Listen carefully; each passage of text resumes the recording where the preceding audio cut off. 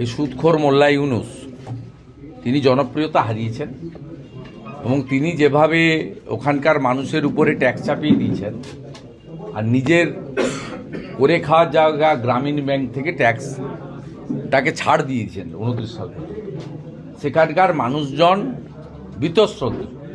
বাংলাদেশের সবাই মৌলবাদী নয়, 20% মৌলবাদী, বাকি যারা মুক্তিযুদ্ধের সৈনিক, বঙ্গবন্ধুর সৈনিক, তারা সবাই কিন্তু বাংলাদেশ প্রগতিশীল বাংলাদেশ, সেই বাংলাদেশের তারা অগ্রগতি চায়, যেটা বৈধ প্রধানমন্ত্রী হাসিনা ওয়াজেদের হাত ধরে হয়েছিল ভারতের সাহায্যে। স্বাভাবিকভাবে এগুলো ওই চুলকানি ছাড়া আর কি বলা যায়, এগুলো উস্কানি। কিন্তু ভারত অনেক বড় শক্তি, সেক্ষেত্রে ভারতবর্ষ চাইলে এটা তো 1 সেকেন্ডের মামলা। কিন্তু আমি আপনাদের বলি, এটা বন্ধ হবে, বন্ধ করবেন।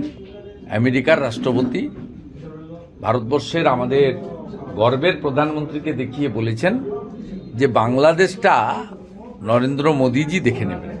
তা নরেন্দ্র মোদীজিকে দেখে নিতে দিন, এগুলো সব বন্ধ হয়ে যাবে। এগুলো স্যাঁকড়ার ঠুকঠাক হচ্ছে, আমারের একঘা যেদিন পড়বে সেদিন সোজা হয়ে যাবে।